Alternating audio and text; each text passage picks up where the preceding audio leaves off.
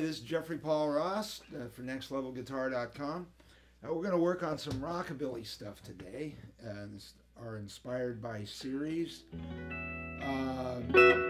Some of the rockabilly players from the 50s listened a lot to the country jazz players, you know, guys like Eldon Shamlin and Hank Garland and even Les Paul. And you could really hear it in their playing. And we're gonna work on 3 or 4 licks here from that genre, from the 50s.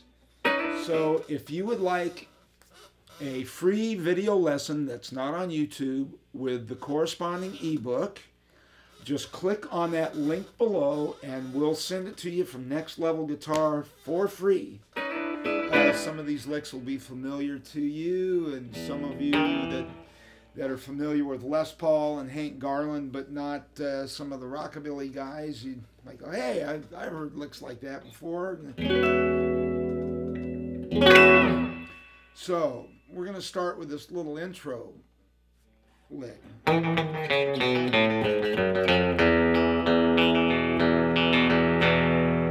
And all these will be in the key of E.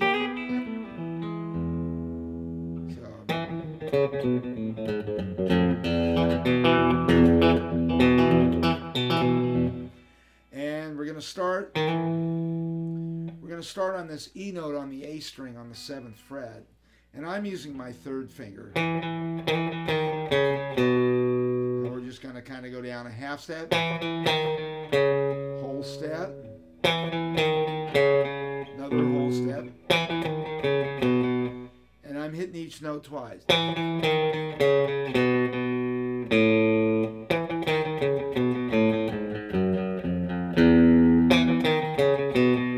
Okay, we got that far. Open A. Now we're going to go down to the low E string.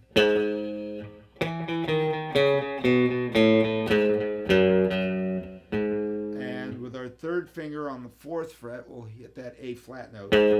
Oh, sorry. Down to F sharp. Then F. And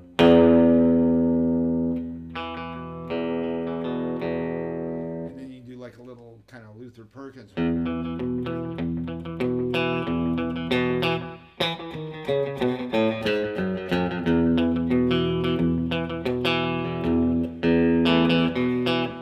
As you see, I'm hitting the low E string. And then I'm hitting the E note on the D string on the 2nd fret with my 1st finger.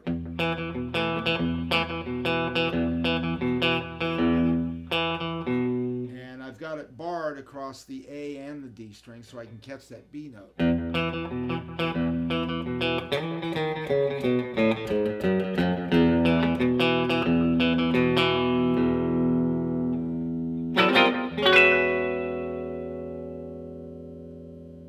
Okay, now I'm going to show you this little chord here. And you heard that a lot in rockabilly recordings from the 50s.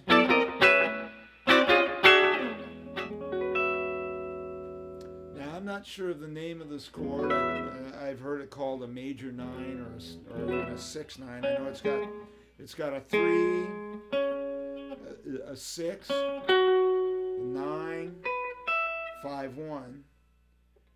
3, 6, 9, 5, 1. Is that called the Jeff Ross chord? Yeah.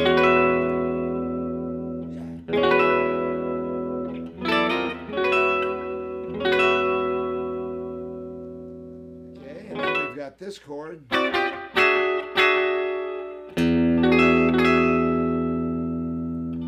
Now once again, this has that 9 in it, but now we've got a 7, so we're going 7, 9, 3. Okay, so and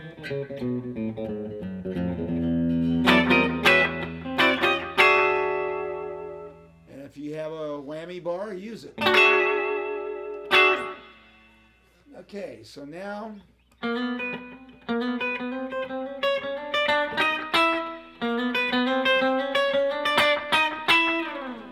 we're going to try this little climb.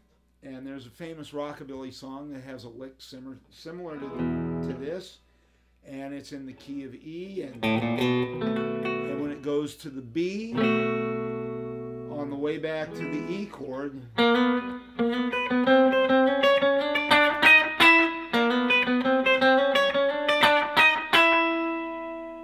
guitar player does something like that. So we're going to start on this B flat note on the 3rd fret on the G string with our first finger. And we're going to slide up one. And then we're going to catch the octave with our little finger down here on the 7th fret on the high E string. And we're going to just climb up that way. And we're going to go up 3 frets. That's all half steps. We're going to do 4. 1, 2, 3, 4. And then after the fourth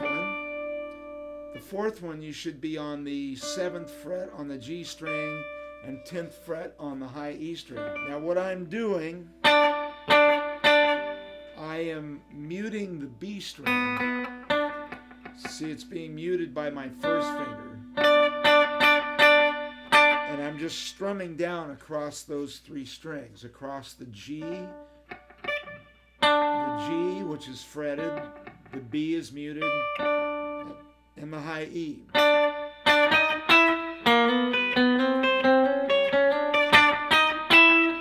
And I'm just going 1, 2, 3, just up chromatically.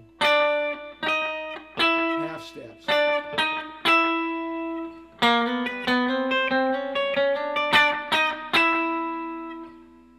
try to do it very slowly.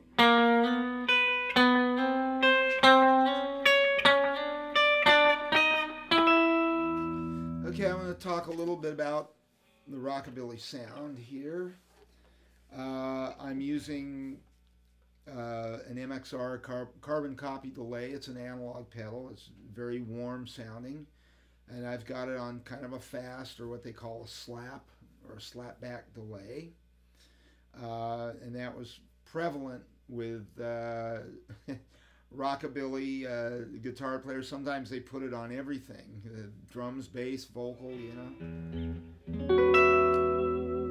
In fact, there's a spoof on that by a guy named Stan Freberg, who did a parody of the Elvis tune Heartbreak Hotel. And you can hear him asking the engineer to put more reverb or delay on his voice, more echo on my voice. So you can find that on YouTube, just as Stan Freberg Heartbreak Hotel. But it's they were poking fun of so much reverb and echo on all these rockabilly tunes. So a lot of times it was done with a Gretsch guitar with both pickups on. You can experiment with that if you have a Gretsch guitar. Or the quintessential rockabilly sound was like a Gretsch guitar or a Gibson hollow body with 2 P90s, you know. And I'm going through a clean Fender amp. Real heavy distortion hadn't been invented or discovered yet. Although there are some recordings of there's a famous story about Grady Martin, who was the guitar player on Train Kept a Rollin', the rock and roll trio with the Burnett brothers. It was not Paul Burleson like was claimed. It was Grady Martin. And there's all types of legends about him dropping the amp or something. But anyway, one of the tubes was broken and he got this very distorted sound. And that's supposedly how he did it. And there's some old blues stuff from Memphis, a guitar player named Pat Hare that used a very distorted sound. But usually back in those days, they went for a cleaner sound, especially the country rockabilly guys. So